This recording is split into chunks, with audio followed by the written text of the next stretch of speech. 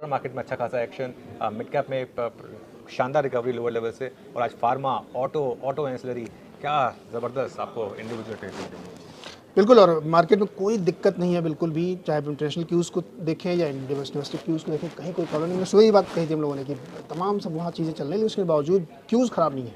तो मार्केट इसीलिए सस्टेन कर रहा है और निचले लेवल पे बल्कि मौका दे रहा है। जब भी ऐसे फ्लैट सा दिखे या थोड़ा सा लाल में दिखे तो आपके लिए अपॉर्चुनिटी है कि आप यहाँ पे लॉन्ग करके चलें, और बढ़िया मजबूत वाला मार्केट। भले ही शुक्रवार हुआ, तेज़ी का तो मुझे लगता है माहौल रहेगा ही। जी, आपको थोड़ा माइक ऊपर करना होगा। एक काम करते हैं, फिर थोड़े से सवाल लेना शुरू करते हैं और जानते हैं लोगों की कि क्या क्या लोग करना चाह रहे हैं। बीना जी का बहुत अच्छा सवाल कि टाटा मोटर्स सेल और होल्ड।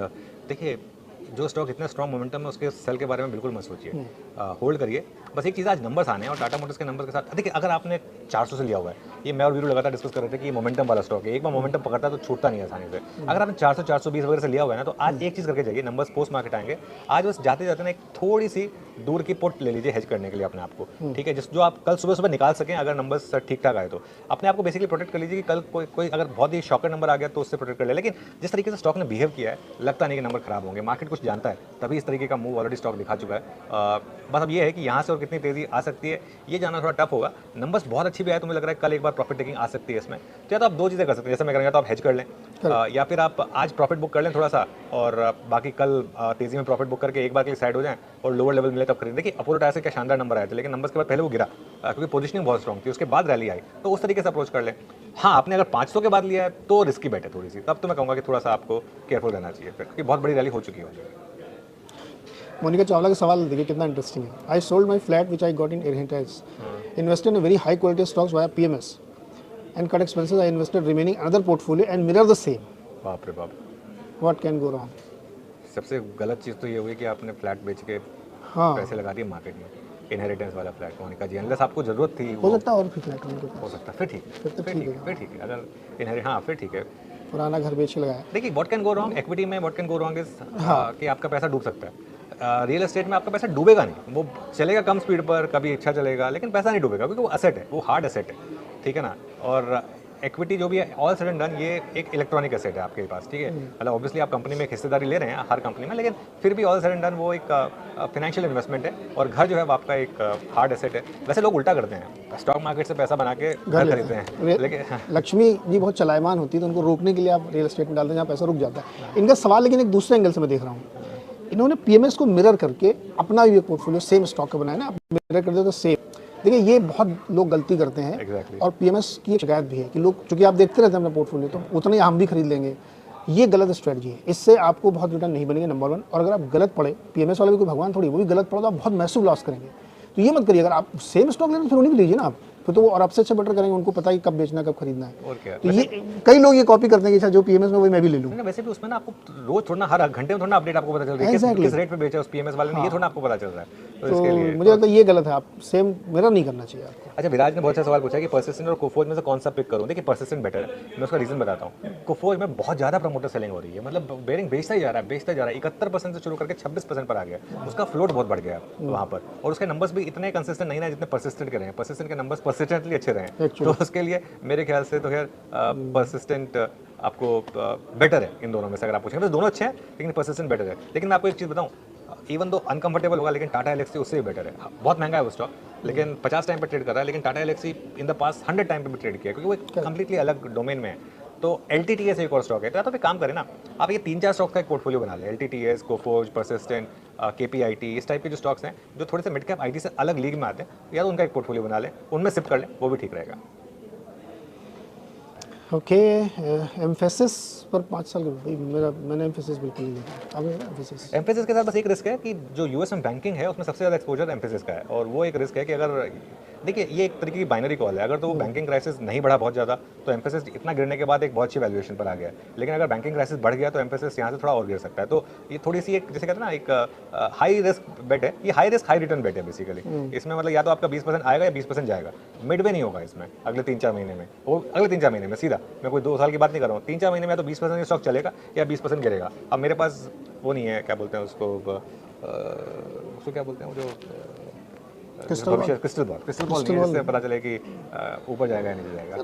मार्केट इज गॉड, हम लोग एकदम सर्टेनिटी से हम क्या कोई भी नहीं कर सकता, और उस चक्कर में ज़्यादा फंसना भी नहीं चाहिए।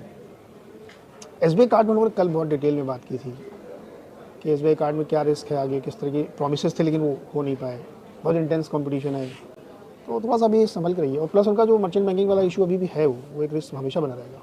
अरे नितिन जी, क्या गड़बड़ हुई कमेंट्री में? मैं सिर्फ इसलिए, देखिए मैं ऑब्वियसली एक आलिया भट्ट को लेकर एक्साइटेड था, लेकिन मैंने ये भी कहा था कि मैं पॉजिटिव हूँ आज मार्केट में। और आज देखिए, आज शॉर्ट ट्रेड में पैसा नहीं बना होगा आपका, पैसा आपका लॉन्ग ट्रेड में ही बना होगा। बैंक निफ्टी देखिए 43,300 से बाउंस किया, 250 पॉइंट का बाउंस दिखा चुका है आपको। निफ्टी पे मैंने सुबह सुबह कहा था कि 18,200 से 250 के जोन में बाय करिए और 18,150 से 100 के बीच का स्टॉप लॉस लगाइए। 18,192 से भागा वो। अब मैं 8-9 पॉइंट को लेकर, तो आप इतना तो मुझे लीवे देंगे ना प्लीज़ कि मैं, और ऐसा नहीं है कि मैं कोई 20-25 लेवल बताता हूँ कि इनमें से कोई ना कोई तो हिट करेगा। मैं तो प्रिसाइज लेवल बताता हूँ।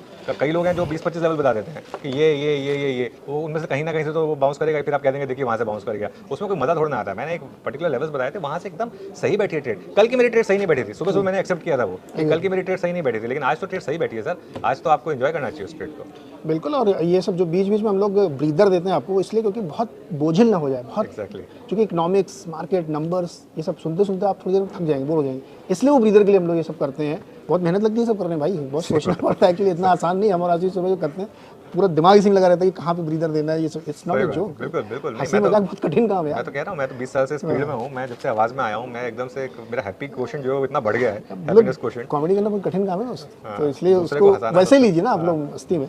अच्छा, एक सवाल जो केडीए के बारे में लिखा, मैं इसको रिप्लाई करना चाहता हूँ। आपने लिखा कि आईडीबी बैंक जब से उन्होंने बोला वो नीचे आ रहा है, उन्होंने 2-3 और बोले, उनका भी आपको साथ में जिक्र करना चाहिए था। उन्होंने डॉक्टर रेड्डीज इतनी परफेक्ट टाइमिंग पे बेचा था, बोला था कि अब ये यहाँ से बहुत अच्छी गिरावट के लिए तैयार है। उसके बाद से रिजल्ट आया 6% गिरा, आज भी गिरा है। आप उसका भी क्रेडिट दीजिए। उन्होंने तब बोला था बायोकॉन के बारे में जब वो 210-205 पे चल रहा था, आज वो 250 के आसपास है, उसकी भी क्रेडिट दीजिए।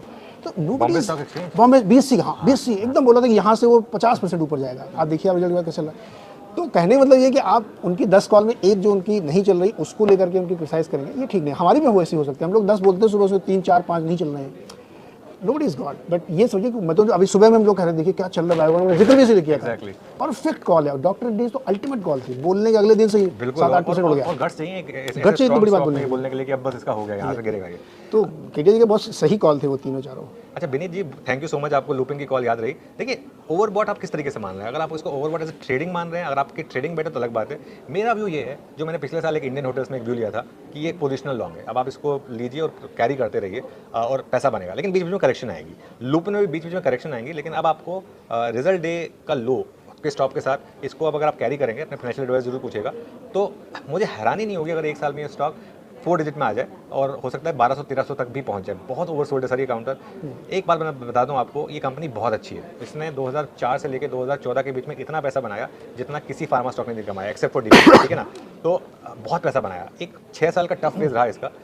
आईटीसी देखिए आप, एक टफ फेज निकलने के बाद जब बाहर आई कंपनी, देखिए जो लैंडमार्क कंपनियां होती है ना, जो बिल्कुल ब्लूएस्ट ऑफ ब्लू चिप कंपनियां होती हैं, जो ऑलरेडी आपका मल्टी बैगर रिटर्न जनरेट कर चुकी होती हैं, वो एक बार 7-8 साल के फेज से बाहर निकलती है ना, फिर रुकती नहीं है। ये लुपिन अभी यहाँ रुकेगा नहीं। ये 720 से रैली 800 के लिए नहीं आई है, ये 1500 के लिए आई है। ऑब्वियसली उसमें टाइम लगेगा, ऑब्वियसली उसमें मार्केट आपका पेशेंस टेस्ट करेगा, यूएसएफडी के बीच बीच में रिस्क आएंगे, वो सब होंगे। आपको अगर वो सब झेल सकते हैं तो रहिए, ट्रेडर है तो फिर आप अपने हिसाब से प्रॉफिट बुक करिए। फिर वरुण जी ने 44 रुपये भेजे, thank you Varun ji.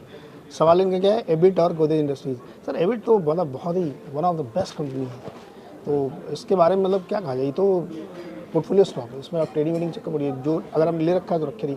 Pharma में क्या था ना, बहुत जो बड़ी जैसे फाइजर है, एबिट है, नोवार्टिस है, एक अनलिस्टेड कंपनी यूएसवी है, ये सब उस लेवल की कंपनीज हैं कि इनके मल्टीपल ऐसा चलते रहते हैं और बीच में कोई एक चीज़ आ जाती है और फिर वो गेम चेंजर हो जाती है वहाँ से। एबिट उस लेवल की कंपनी, इसलिए एबिट में तो सर बहुत ही बढ़िया कंपनी, कोई दिक्कत ही नहीं है इसमें। बिल्कुल। निफ्टी में 20 कब करें? निफ्टी 20 में कभी भी कर लीजिए। निफ्टी 20 में मैं कहता हूँ best time to do SIP was 10 years back, next best time is आज। आज ले लीजिए, हर महीने ऐड करिए। मैं खुद करता हूँ, हर महीने एसआईपी करता हूँ निफ्टी 20 में और निफ्टी नेक्स्ट 50 में, और जब भी बड़ी फॉल आती है उसमें ऐड करता हूँ मैं। करना भी चाहिए ये, और तभी आपका बेसिकली वेल्थ तभी बनेगी जब आप पकड़ के रखेंगे किसी इंडेक्स को या स्टॉक को या किसी को भी, और अगर आप सही होंगे तभी आपकी असली वेल्थ बनेगी। अच्छा, ये एक बड़ा इंटरेस्टिंग सवाल है, बंधन बैंक या आरबीएल बैंक? ये तो वो बात हो गई कि क्या एग्जाम्पल है, कुआं या खाई।